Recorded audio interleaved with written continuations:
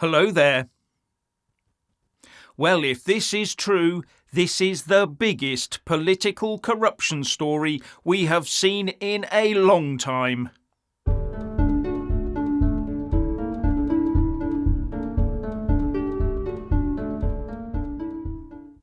So the deputy chair of the PartyGate investigation into Boris Johnson that led to the former Prime Minister's resignation is alleged to have attended a lockdown-breaking drinks party himself.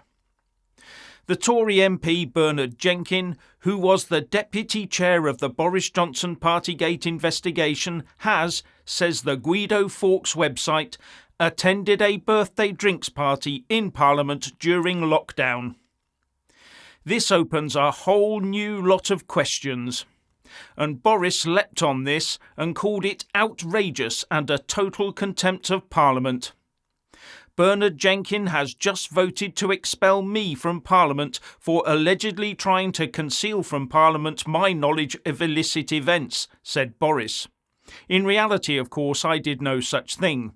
Now it turns out he may have for the whole time known that he himself attended an event and concealed this from the Privileges Committee and the whole House for the last year.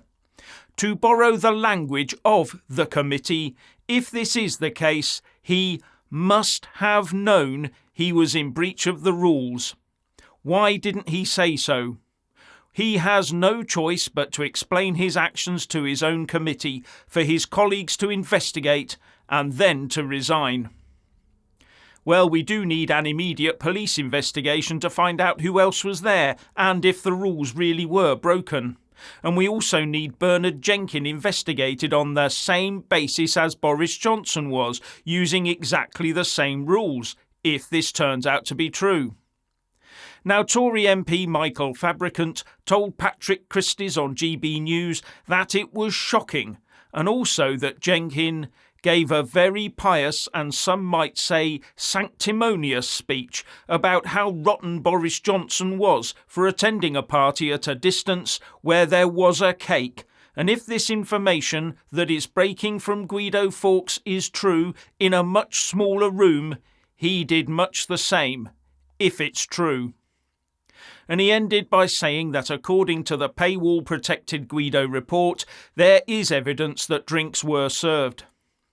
And if all of this is true, it puts a lot of weight behind the Boriss claim that he was subjected to a kangaroo process.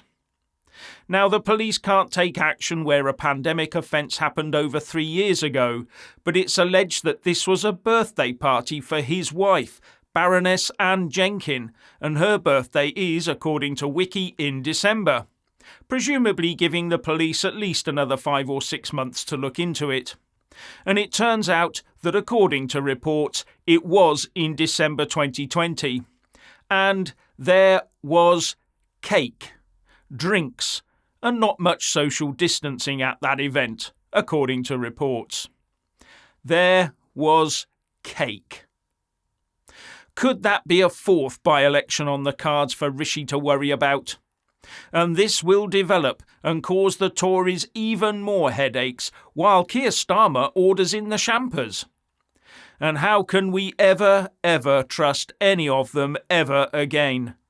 But I wonder who tipped Guido Fawkes off. Humza really is useless. The newish SNP leader and First Minister of Scotland, Humza Yousaf, has now tied himself to the mast of the Nicola Sturgeon ship by demanding that his MSPs in Holyrood back his predecessor to the hilt. It's reported that during a private meeting in Holyrood, he told his fellow MSPs that anyone who doesn't back his decision to allow Sturgeon to retain the SNP whip was damaging the cause of an independence that is so close and should quit. And that comes from 3 sources for the Times. So it seems he's also nailed the whole future of the SNP to the mast of the Nicola Sturgeon ship. What will they do if she does go under? Well, I suppose they could buy each other a bunch of flowers. Well, it looks like Nadine Dorries is out to maximise any damage she can cause to Rishi Sunak's hold on number 10. Although she said she would resign with immediate effect after being left off the Boris Johnson resignation honours list, it now transpires that she might hold off, in order to time any by-election to take place just before the Tory conference on the 1st to the 4th of October in Manchester Central. With one unnamed friend telling the Mail, "It's her prerogative when she decides to go. She's not going to give Sunak the convenience of 3 by-elections on the same day." And 2 of the writs for by-elections, those for Boris Johnson and Nigel Adams, were issued today, and the elections must happen between 21 and 27 working days from today. But the Dorries writ was not moved, it seems. Dirty game politics, isn't it? And here I am at my favourite spot for filming. And I've just walked up here and I'm feeling a little bit peckish, you know. I'm just eating 1 meal a day at the moment and I'm feeling a bit peckish and I thought I'd break my diet today. So, seeing as I'm in nature, I thought I'd have a little walk around and see if there's anything to eat here. It's not going very well, I have to say, that my foraging. I can't find much at all, in fact. A few stingy nettles. And you have to ask yourself, would our hunter-gatherer ancestors have gone and sort of instantly gravitated towards something that would sting you to eat it? No, I don't think so either. I mean, I've seen 1 or 2 berries in the garden, but that's not going to keep myself and my tribe alive if I was a hunter-gatherer. So, what else could there be here to eat? I just can't think.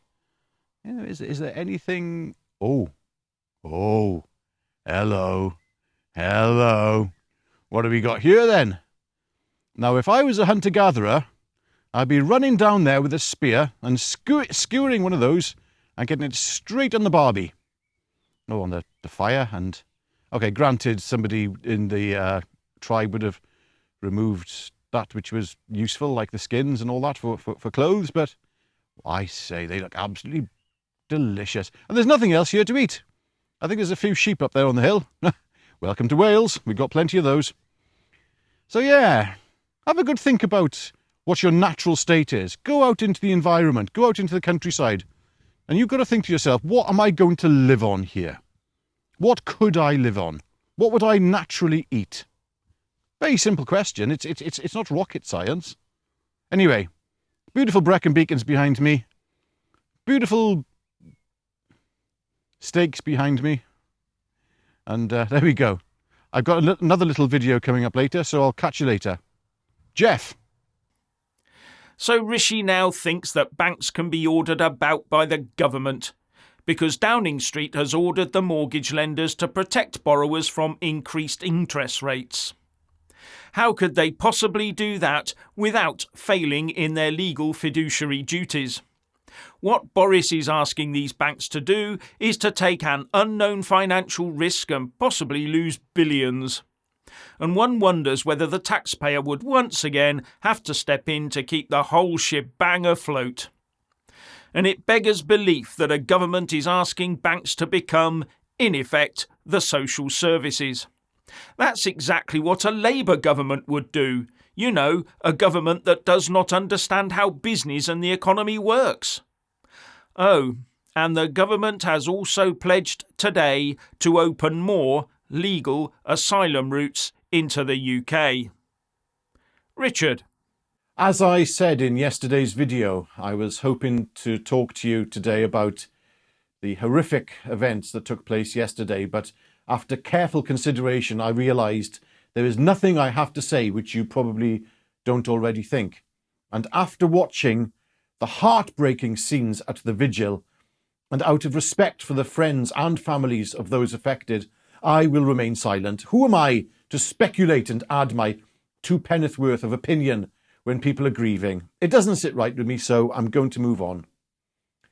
So, the UN just waged war on disinformation, and they will decide what disinformation is. Jeff mentioned this in his video earlier, and I wonder how long it is until channels such as this one are categorised as being not acceptable to our satanic leaders. It won't be long, and It won't be long until there will be only one line of information available to us, presented by selected and approved sources, and the great unwashed will eventually submit to the doctrines of these demons. I mean, did the last 3 years really just happen?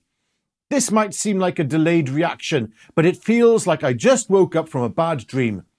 Did we really have to stay indoors and not mingle with one another, wear things over our faces, not leave our homes, mandates for armed intrusions if you worked in certain sectors? Did that really happen? Nah, it must be a bad dream as the result of eating too much cheese before bedtime. I used to wonder how people in the 1930s and 1940s in Germany followed such an evil path, but now I know. It's obvious to me that the masses just want to hand over their minds and responsibility to groupthink, and they will play then their parts in any vision, any given vision sold well enough to them, where their ideas of right and wrong are pre-written for them. Anything but to think for themselves, and those who do think for themselves are in the minority. This is because the structure of society and the information available therein has been set up to prevent people from thinking for themselves, where independent thought and critical thinking is not just frowned upon, it is seen as subversive and dangerous. Is it any wonder artificial intelligence is integrating so easily into our lives as we hand over our creative capacities? We hand them away over to the ghost in the machine. I have a question here for Neil Oliver, Joe Rogan, Russell Brand and Jordan Peterson, and of course you the viewer. Why do you think the global elite are pushing agendas that oppose the Western values built up over the past 2,000 years? What is it about those specific values that they hate so much? And why? Why do they hate those values? The Western world is being guided back to its pre-Christian values. Why?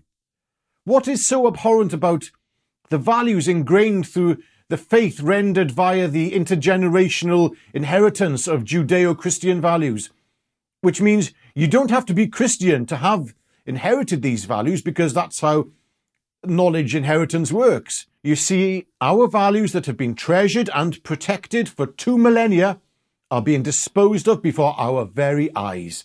And now a narrow stream of information will return the West to a set of beliefs with an underpinning moral code that our forefathers gladly rejected, and in fact ran away from as the Christian message of salvation was spread. There we go. Anyway, what do you lot think about the musings of 2 follically challenged men in this video?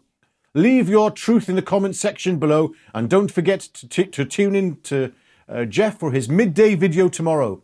And we will both be back. We'll both be back here at 7 p.m. So look, enjoy the rest of your day. God bless you.